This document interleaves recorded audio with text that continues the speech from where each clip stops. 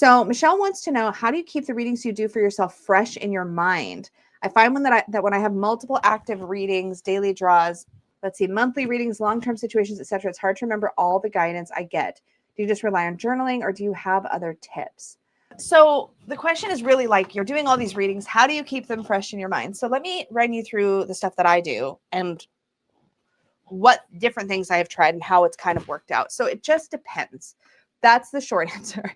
But the long answer is it kind of depends on the goal of the reading, how you want to keep it in mind. Sometimes you don't. So like, for example, a reflective reading, for me, the purpose of that is to sort of take a minute, contemplate, take in information about whatever period of time I'm reflecting on. Maybe it is the last day, or maybe I'm looking back on the last month and I'm doing a reading about what can I take away from that period of time. Members of my Unicorn Fam channel membership know that, or Magical Unicorns not know that in my monthly member readings, when we have a birthday reading, I'll do a reading that is all about like, what can you learn from the past year? What's your gift in the present? And what can you focus on for the upcoming year? Well, the past portion is your reflection portion. What can I take away? What's my lesson? And yeah, in that case, I would say journaling is really, really beneficial. I like to, there's a couple different ways because we have technology, which is amazing.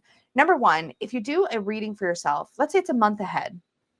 One great thing is if you get one of those card holder things, you can literally, depends on how big and how many cards are in your reading, but you can literally like put your cards in one of those card holder things, card stands, and like let it sit out for the month. So when I lay out my reading for my month, I'll sit with it when I'm in it. I got my sort of maiden mother crone energy going on here. So I'll pull it out, I'll sit with it. And the way that I read for myself is I'll take it in, I'll maybe make some notes, that sort of thing. Or I won't, or I'll just sit with it and take a look at it. And then I'll leave this on my table for a bit because until I need to do something else here in this space, there's no reason not to sit with it. I find that's helpful for helping the reading to sort of stick or gel a little bit better over time because I've let it sit in my space a little bit longer. I've let it be in my peripheral attention a little bit longer. And I find that that really, really helps. Alternatively, if it's something like a month ahead, I might leave the cards out and scooch them up to the top of my table and let them sit there. But a lot of it depends on how I will say this is actually more advice. How the reading makes you feel might depend on how long you want to hold on to it. For example, a reading that makes you feel kind of anxious or worried about, let's say you get the Tower for a month ahead and you're like, shit, when's the Tower? If you leave that in your attention and focus on it, and you're the type of person to get kind of in your head about it, then that's not necessarily beneficial to you, right? Because what you really want is to be able to get what you need from the reading and then process it, take in the information and move on, I think, in that case. But if you're not the type to be getting anxious, if you're the type where you are going to just want to like continue to reflect, let's say you get the Tower and you've taken that as a message to yourself that it is time to start breaking down all the mundane routines and habits that are not serving your best interest because they're keeping you distracted from what really matters. Well, then you might want that Tower visible and out or mentally available to you a lot longer. And then there's different options. So you can take a picture of your spread and you can make it let me just babble since I'm not showing anything right now. You can take a picture of your spread and you can make it your computer's desktop wallpaper for the month.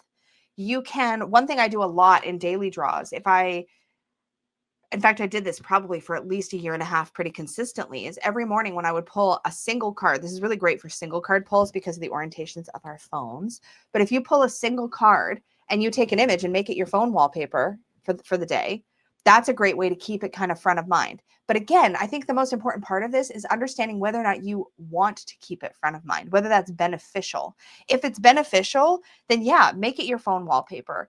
Print it on some sticker paper and stick it on the front of your, or print it on a little piece of paper or take a copy of it at your copy machine and cut it out and clip it to the front of your planner for the day or in your daily page, whether or not you keep it there permanently. Or maybe you tuck it into your wallet in front of your debit card. Like, what happens if you pull the Four of Pentacles, for example, and that's your card of the month? Then yeah, you might want to take a picture of that reading and put it on your phone where you use your Apple Pay or your Google Pay or whatever. Or you might want to print it out and put it in front of, like I said, your debit card or your Visa as a reminder of your intention that month to maybe be more mindful of your risk-taking or your not risk-taking. So there's a lot of ways that you can carry a reading with you. I once got a card, I think it's literally the Four of Pentacles. I could find it's in the other room, or I would go grab it. But and it's also naked. It's a naked image. It's a naked tarot card, and YouTube doesn't like that so much. But it was from a deck. I want to say it was the Fat Folks Tarot. It might have been. And I had done a reading with it that day, and the Four of Pentacles came up, and it literally something about the character on the card was more masculine, female, and reminded me of Peggy, and was just sitting there like glaring, Four of Pentacles style.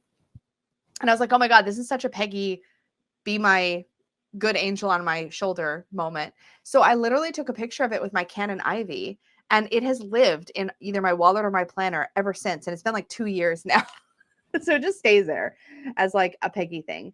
But yes, all the time using my spread as a wallpaper. And if you do like a couple of cards, like maybe you do an energy obstacle advice, depending on how your home page is on your phone. Like for example, I have like little, why am I showing you when I'm not? I'm like trying to show you. Like I have like little icons and things, right? So I have this space right here at the bottom. So I might take the picture so that the spread sits down here in the image and then make it my wallpaper so I can always see it. But a lot of times we have a hard time holding on to our readings because we overcomplicate them. I have more to say about this, because we overcomplicate them in our minds. We're like thinking we need to unpack layer upon layer upon layer. But what happens if you start to challenge yourself in the readings that you do for yourself to distill it down to one essential piece of advice or one essential affirmation? And if you can do that and then you write that thing down, and if it's like a card of the day, you just have to write it down once. But if it's like for your month, you could write it every day. You could say it to yourself every day. Let's do an example. Let's see if we can do this together, because I feel like this is a worthwhile exercise to do. So I'm going to grab, actually, I need a shuffled deck. Let's grab a shuffled deck. What should we use? Let's use My Little Mon's Tarot Travel, because it's right here and I feel like it.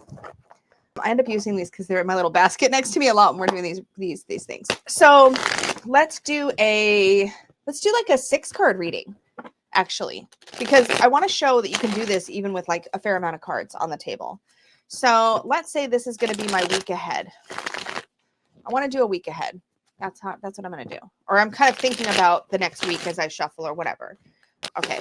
All right. So I'm going to do, like, let's say just my week ahead. What do I need to know for the week ahead? And I'm going to do my sort of open style 6-card reading here. And I showed this in a recent, was it Conversations with the Cards? I think I showed this, because the idea of that series that I'm doing, Conversations with the Cards, is that I'm trying to show you how to read the cards without needing fixed card positions, right? So reading them in combination, and we do just 2 at a time. But this is kind of what we're building toward, I guess, in that series, is being able to do this kind of a thing. So I like this 6-card grid because it gives me a couple of things. It gives me sort of conscious and subconscious. It gives me sort of a timeline of sort of a flow of time throughout the week. So we could look at this as sort of early week, midweek, end week, or I could look at this. That's how I kind of focused it. But if I didn't focus the question on the week ahead, or I could look at this as a past, present, future kind of thing, right? So with that being the case, let's just start.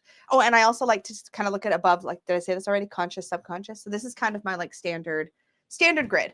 Okay, so in the conscious, I have the 4 of Swords, the Hermit, and the King of Pentacles. So just looking at these kind of as a triad, as a grouping, we have sort of inner wisdom in the center, and we're surrounded by King of Pentacles, which is to me sometimes a card that of somebody who is in a like leadership role, or they've built up a lot of skill in an area and they're applying that skill all the time. We've got the inner wisdom, and the 4 of Swords is more reflective. Now, for me, I feel like that means that the work that I'm going to be doing in the upcoming week, and for me, it's going to be work focused because I have about 85 things on my plate at the moment, that for me, this is like a reminder that I need to focus in on what I know I'm feeling and kind of vibing. So consciousness wise, I'm seeing this as a move toward quieter work, more reflective work that lets me sort of hone in and focus. I'm noticing that all these 2 characters have their eyes closed, so they're turning more internal. And this guy's got his eye open and he's kind of holding his responsibilities in his hand. So yes, I need to manage my day-to-day responsibilities, but I need to also make sure I've got time to turn inward and focus on the things that I'm trying to accomplish, move forward in with my work. And for me, that means writing, because I'm doing a lot of writing work right now.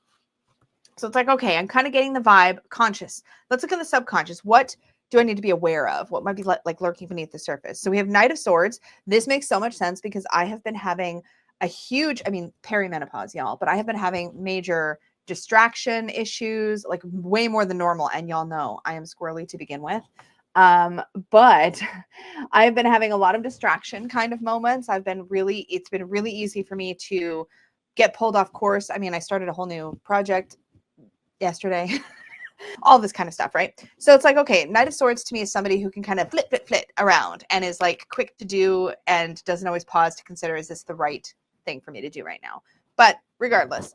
And then I have the Nine of Pentacles, which is to me kind of a reminder of giving myself permission. Maybe I need to also remember that I need to make room for the things that I guess reward me for my effort. So making sure I'm making time to play and to do the things that are like nourishing and that sort of thing. So that I'm not like, obviously I've earned the right to do that at this point. And I need to remember that I can do that. And then the Knight of Pentacles particularly, so we'll start to pair these up in a second. Let me just start with the base layer. The Knight of Pentacles is for me almost always a reminder that slow and steady wins the race, right? This is my tortoise compared to my hare. So yeah, exactly. I know, right, Barb? I know. And this is the thing with the Knight of Swords. It's like, Lisa, chill out. But like sometimes like the muse grabs you and you're like, I need to do this thing. I might even just tell you guys about it just to see what you think. We'll see. I'm terrible at keeping secrets anyway, so we'll see. But it's like a way future thing. Anyway, back to the see what I mean about the Knight of Swords? It takes nothing. It takes nothing right now. Anyway, Knight of Pentacles is my slow and steady wins the race. And you can see these opposing energies, right? The Knight of Swords is like pulling me off course. And the Knight of Pentacles is trying to get me back on course and telling me to slow my roll a little bit, right? So I can see that in the directionality of the cards. Now let's pair them up.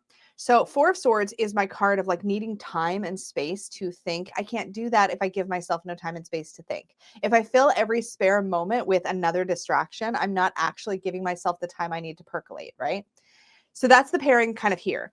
Now we have the Hermit over the Nine of Pentacles. Yes, I want to be focused. I want to lean into my inner wisdom, but I need to remember to use some of that energy for myself as well, the Nine of Pentacles. And then finally, the King of Pentacles. Yes, I have responsibilities and I need to carry them, but I don't need to accomplish every single thing right now. So you've been with me as I sort of unpacked this whole thing and verbalized it, right? Now, let's say you were doing this reading. Let's say you're me. What is one very core, useful piece of advice, an affirmation or an advice, single sentence, we just super distill it down, that I can take from this reading into my coming week? Hit me, throw it in the chat, roast me, I don't care. You guys type that. I'm going to literally go change my shirt because I cannot. So I'm going to mute my microphone so you don't hear all the rustling, but I'm going to go change my shirt real fast. You guys give me some ideas. What would you say is my good distilled single sentence piece of advice based on this reading? There, no sleeves, much better. Okay, let's see what you guys came up with. All right. So Michelle says, slow down and be thoughtful and deliberate about what I do. Love that. Balance, says Infant B. Exactly. It could be just a single word. Lilith says, don't forget to do some self-care, and also slowing down to process will actually help you sort out all the things you want to do. Yep. Take your time. Things will fall into place. You guys are the best. Slow your roll and have fun. Ooh, I love this one worded as an affirmation. I'm calm, grounded, and competent. I can work and make time to play. All is well. Okay, so let's grab one of those. I'm going to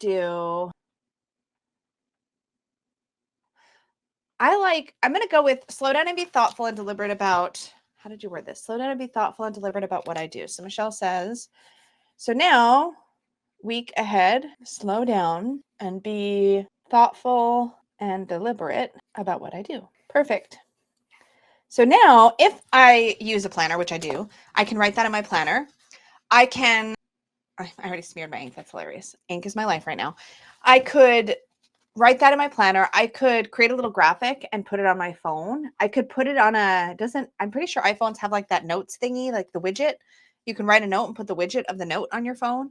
You can set a reminder. You can set up an email to yourself and set it to go to yourself every single day throughout the week, or 3 times a week, just as a reminder.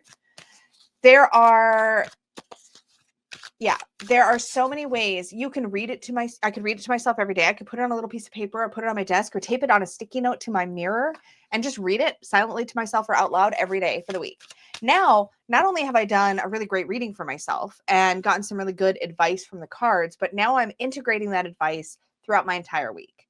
So so much of this, so much of our practices can be about being creative. I'm going to choose a different deck next time just to shake things up. So much of this stuff can be about just being creative and thinking about how can I remind myself. Now, as I have a really terrible memory, so for me, the idea of coming up with practices to bring this stuff back to me is super, super useful to me personally. So yes, I know. And Infinities was so freaking good. Just balance. Yep.